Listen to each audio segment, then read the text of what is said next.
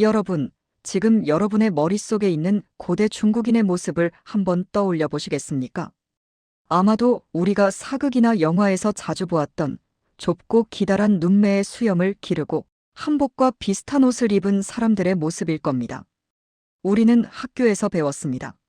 중국의 문명은 황하라는 큰 강에서 시작되었고 그곳에서 피어난 문화가 주변으로 퍼져나가 지금의 거대한 중국이 되었다고 말이죠. 이른바 황하 문명 중심설입니다. 그런데 말입니다. 1986년 중국의 한 시골 마을에서 발견된 기괴한 유물 하나가 이 모든 상식을 송두리째 박살내버립니다. 흙더미 속에서 가면 하나가 툭 튀어나왔는데 그 모습이 너무나 충격적이었습니다. 눈알은 원통형으로 툭 튀어나와 마치 망원경처럼 생겼고 귀는 짐승처럼 뾰족하고 거대했습니다. 입은 귀 밑까지 찢어져 기괴한 웃음을 짓고 있었죠. 도저히 지구상의 인간이라고는 생각할 수 없는 마치 SF 영화 속 외계인을 닮은 형상. 이것이 바로 지난 3000년간 땅속에 잠들어 있던 미지의 문명, 삼성퇴의 첫 등장이었습니다. 중국 역사학계는 경악했습니다. 이것은 중국의 것이 아니다. 왜냐하면 이 가면들은 중국의 전통적인 미적 기준이나 유물 양식과는 달라도 너무 달랐기 때문입니다. 심지어 이곳에서 발견된 어떤 유물에서도 한자는커녕 문자 비슷한 기록조차 발견되지 않았습니다. 도대체 이들은 누구일까요? 3000년 전 중국 내륙 깊숙한 곳에 살면서 외계인 같은 가면을 쓰고 당시 세계 최고 수준의 청동 기술을 가졌던 이 정체불명의 사람들. 그리고 어느 날 밤 자신들의 모든 보물에 불을 지르고 홀연히 역사 속으로 증발해버린 이들의 이야기를 지금부터 시작해보려 합니다. 황하 문명이 유일한 기원이라고 믿고 싶었던 중국. 역사학계를 공포에 떨게 만든 삼성퇴의 미스터리를 파헤쳐 보겠습니다. 오늘 이야기는 크게 세 가지의 충격적인 진실로 나뉩니다.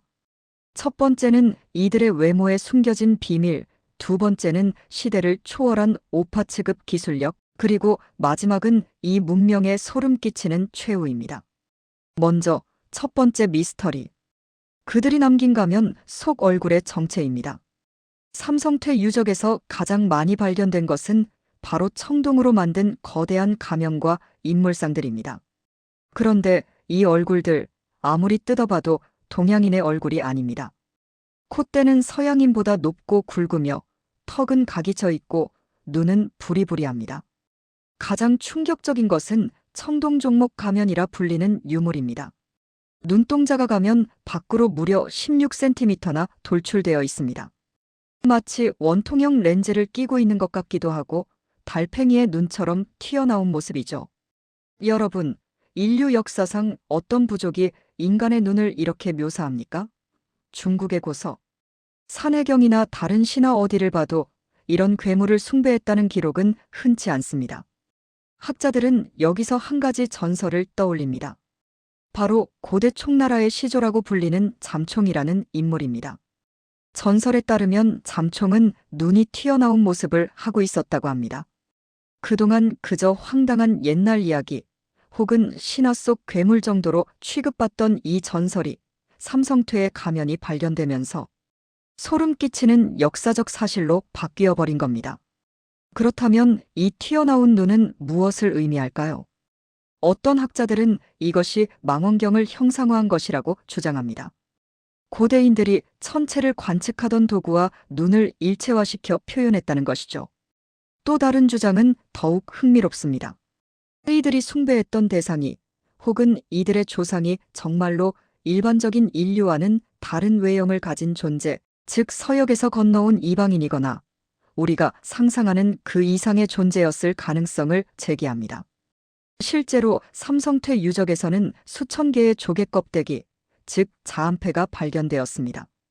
그런데 이 조개들은 중국 내륙의 강이나 호수에서 나는 것이 아닙니다. 놀랍게도 수천 킬로미터 떨어진 인도양 심해에서만 서식하는 조개들입니다.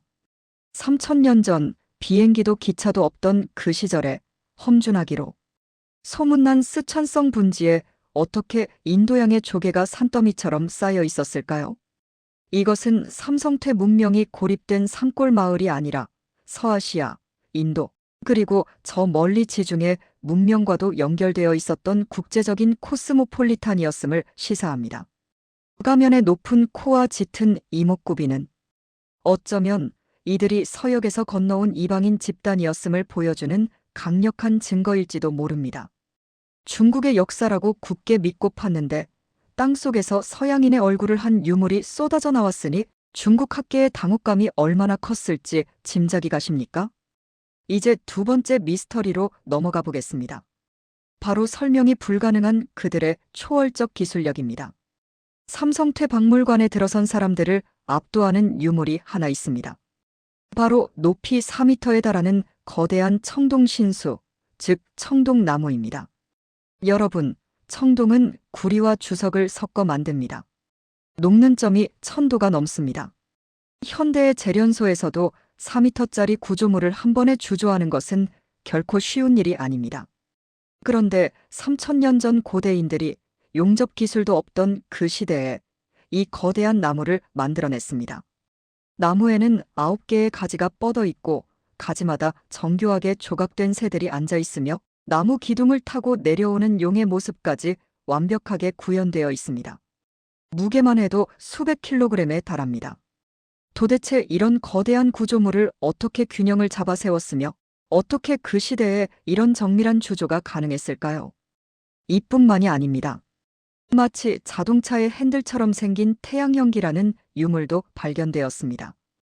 5등분으로 정확하게 나뉜 원형 휠 모양인데 현대의 기계 부품이라고 해도 믿을 정도로 기하학적으로 완벽합니다.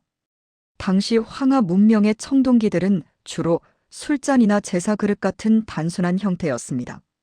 하지만 삼성퇴의 청동기들은 구조적으로 훨씬 복잡하고 크기도 압도적이며 디자인 자체가 현대적입니다. 더 미스터리한 것은 황금의 사용입니다. 당시 황하 문명, 즉 중원 지역은 옥을 귀하게 여겼지 황금을 숭배하는 문화는 거의 없었습니다. 황금을 얇게 펴서 가면을 만들거나 지팡이를 감싸는 기술은 고대 이집트나 메소포타미아 혹은 그리스의 미케네 문명에서나 볼 수 있는 특징입니다. 그런데 중국 내륙 한가운데서 황금 가면과 황금 지팡이가 쏟아져 나왔습니다. 특히 길이 1.4m의 황금 지팡이에는 물고기와 새, 그리고 사람의 얼굴이 매우 정교하게 새겨져 있습니다. 이것은 왕권을 상징하는 홀의 개념인데 이 역시 서역의 문화적 특징이죠. 여기서 우리는 합리적인 의심을 하게 됩니다. 삼성퇴 사람들은 도대체 어디서 이 기술을 배워왔을까요? 황하 문명보다 훨씬 앞선 혹은 전혀 다른 루트를 통해 유입된 고도의 기술력이 있었던 것은 아닐까요? 문자 기록 하나. 남기지 않은 이들이 청동과 황금을 다루는 솜씨만큼은 타의 추종을 불허했다는 사실. 이것은 그들이 우리가 알지 못하는 잃어버린 고리의 문명임을 증명합니다. 자, 이제 마지막 세 번째, 가장 소름 끼치고 풀리지 않는 수수께끼입니다. 바로 이 문명의 증발입니다. 삼성퇴 유적의 발굴 현장은 일반적인 무덤이나 주거지와는 달랐습니다. 그곳은 거대한 제사 구덩이였습니다. 그런데 그 구덩이 속의 모습이 참혹했습니다. 그들이 그토록 신성시했던 청동신수, 황금가면, 거대한 청동상들이 모두 무참하게 부서지고 찌그러진 채 묻혀 있었기 때문입니다. 더 충격적인 것은 이 보물들이 단순히 묻힌 게 아니라 불에 태워진 흔적이 역력했다는 점입니다. 상아는 불에 그슬려 있었고 청동기들은 고열에 녹아내리거나 일부러 강한 힘을 가해 부러뜨린 흔적이 있었습니다. 이것은 무엇을 의미할까요? 보통 전쟁이 나서 적군이 쳐들어오면 보물을 약탈해 갑니다. 부수고 태워서 땅에 정성스럽게 묻어주지 않죠. 반대로 자연재해나 전염병이 돌았다면 귀한 물건을 챙겨서 도망가거나 그대로 두고 떠났을 겁니다. 이렇게 조직적으로, 의도적으로 파괴하고 매장하지는 않습니다. 고고학자들은 이 기이한 현상을 두고 여러 가지 가설을 내놓았습니다. 가장 유력한 설 중 하나는 국가적 종교의식이라는 것입니다. 하늘에 제사를 지내기 위해 자신들이 가진 가장 귀한 것들을 불태워 바쳤다는 번제의 개념이죠. 하지만 그렇다기엔 파괴의 정도가 너무나 철저했고 그 이후 삼성태 문명은 거짓말처럼 역사에서 사라졌습니다. 그 거대한 문명이 흔적도 없이 증발해버린 것입니다. 또 다른 가설은 내부 반란 혹은 종교 개혁입니다. 기존의 지배층이나 신권의 반기를 든 세력이 구시대의 상징물인 신상과 가면들을 파괴하고 새로운 시대를 열었다는 추측입니다. 혹은 갑작스러운 전염병이나 기후재앙을 맞이하여 신이 자신들을 버렸다고 생각한 사람들이 분노에 차서 신상들을 부숴버리고 떠났을 수도 있습니다. 하지만 진실은 여전히 땅속에 묻혀 있습니다. 확실한 것은 단 하나, 기원전 1100년경 이 찬란했던 문명이 스스로를 파괴하고 침묵 속으로 사라졌다는 사실뿐입니다. 최근 중국 정부는 삼성태 유적 발굴에 다시 속도를 내고 있습니다. 그리고 놀라운 발표들이 이어지고 있죠. 탄소 연대 측정 결과 이 유물들의 제작 시기가 상나라 말기와 겹친다는 것이 확인되었습니다. 이는 중국 역사가 황하 문명이라는 단 하나의 뿌리에서 나온 것이 아니라 마치 밤하늘의 별처럼 여러 곳에서 독자적이고 강력한 문명들이 동시에 존재했음을 인정하게 만드는 결정적인 증거가 됩니다. 이를 다원일체설이라고 부르기 시작했죠. 하지만 여전히 설명되지 않는 것들이 너무나 많습니다. 왜 그들의 유전자 DNA 분석 결과는 대중에게 시원하게 공개되지 않는 걸까요? 왜 그들의 가면은 그토록 이질적인 모습을 하고 있으며 왜 그들은 문자를 사용하지 않았으면서도 그토록 고도로 발달한 청동 기술을 가졌던 걸까요? 일각에서는 조심스럽게 이런 상상을 해봅니다. 3000년 전 스촨성 분지에 불시착했거나 먼 바다를 건너온 미지의 집단.